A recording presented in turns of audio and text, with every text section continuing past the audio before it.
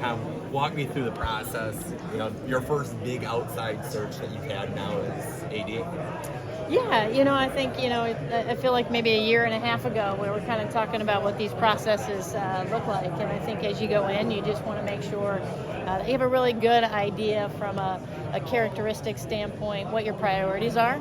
And as opposed to trying to match characteristics to an individual, you want to make sure that you're going out and talking to people that embody the things that you think are most important for a program. And we certainly found that in Ben McCollum. So we're excited about it, and it's really going to be, I think, a great way to ignite the fan base and write the next chapter in Hawkeye basketball. He was mentioning the initial communication being pretty soon after. Did you know right away that this was the guy you wanted, or kind of what was the discernment process there? Yeah, I think when you start these things, you sort of go through and you've got certainly a list of people, and he was on it from the beginning. I will tell you, just in the first conversation that we had that Saturday morning, I think at about 8 o'clock, I think you start to really get a feel for who people are if they meet with you in maybe a real place of connection.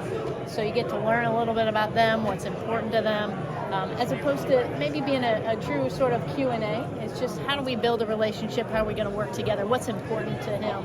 And that's kind of how I approach that part of the process. And not to say we don't get into formal Q&As at some point, but I think building that connection with a coach and trying to understand if I feel their value system is going to match with ours was a key, and that became evident really quickly.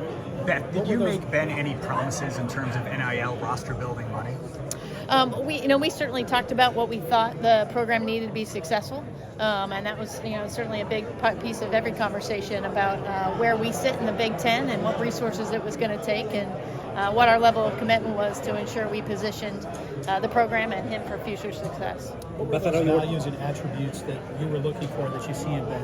Yeah, I think the first thing, and you heard this from him today, is you got the X and O piece, which is always important, but we wanted somebody that was going to be a leader of men. And it's going to help them be the best they could be today, and that means being an educator, means accountability. We wanted somebody that's going to develop them today, that's going to lead to those opportunities for them later in life to be great husbands and fathers and citizens. So that piece is really critical. That connection point, willingness to want to be a part of community, to engage with an institution, with an athletic department, with the greater Iowa City and Hawkeye fan base. We wanted somebody that wanted to do that. Not that understood it was a part of the job, but that was genuinely interested in being a part of that process.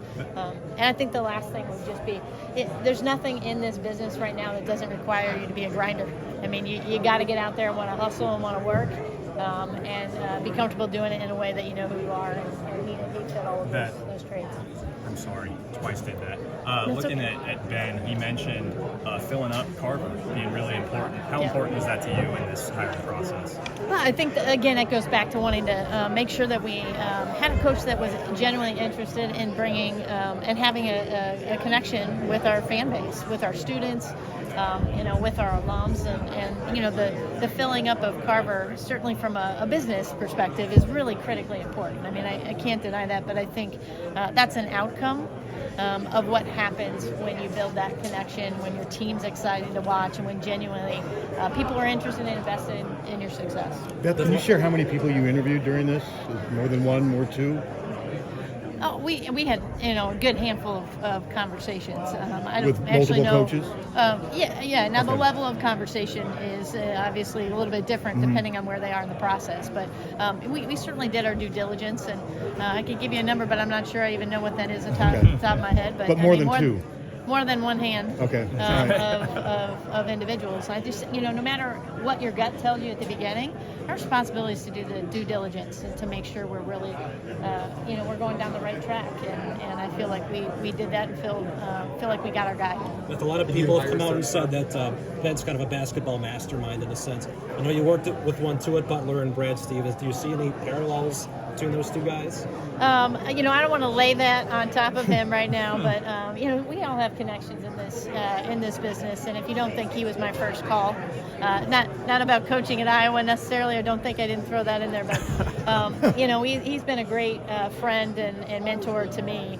and just sort of asking him a little bit generally about about his game and how he would evaluate the way coach plays. But that's not an evaluation by one person. I mean, as you all I know are doing your reporting, that's a really common perspective from people that know the game of basketball. And he's obviously incredibly smart and knows his X's and O's, and I think knows how to build that. But what I think is going to separate him, what has in his career, is he can do the X's and O's piece, but he has that ability to build the relationships and that team culture that can put those two together. Did you hire a search firm? We did work with Parker, and they were great. Yeah. Just mechanically, you've got a lot of things going on too, with Norman, you have all that. Walk me through what these last 72 hours have looked like for you. Yeah, I was really excited to get to go to Oklahoma yesterday. I actually didn't go for the first round, and that was because I got a chance to celebrate Patricia Tippy turned 90, an incredibly generous supporter of the university, obviously her and Henry, and so that was a lot of fun. But we had this all wrapped up, and so that was a great opportunity to be with the team down there. Certainly not the outcome they were hoping for, but so proud of the season that they had as well. Just a couple more. You alluded to coming across Ben in a previous search. What can you share about that? Yeah, actually, when I was hiring at Ball State, we had a phone call. So it was sort of and he was playing in the national championship, won the national championship actually that year. And so it's funny, early on, we talked about that pretty quickly. And so we were pretty far along in the process when they were finishing up there when his name came on the radar. But I thought it was just a really good reference point that people have known in coaching circles, to be sure, about the way he plays and the success he's had for a long time. And I think now it's just on the national stage, and it feels like he just arrived, and I think he's been here for a while. So it's been fun for that to come from full circle. Beth, you mentioned his ability to make relationships, strong relationships. How can that help him in NIL and the transfer portal? Well, I think in all of those areas. I mean, in my own experience, feeling the feeling about how the connection we've been able to build in such a short time.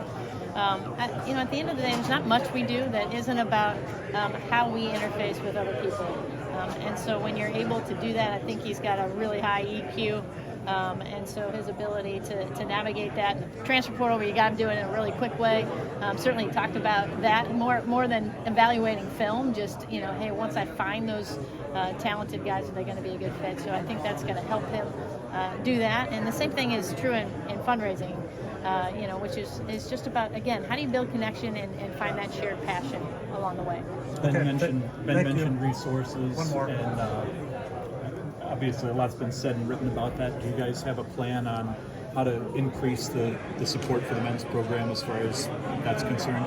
We feel really good about where we are, and again, we're in the place we need to be in the Big Ten. We certainly are aware of I know there's been a lot of people who think they know how we're invested, but I think Coach and I feel really great about what we need and understand what that is going forward. So certainly have a plan and are comfortable with that we have the resources to compete at the highest level. Okay.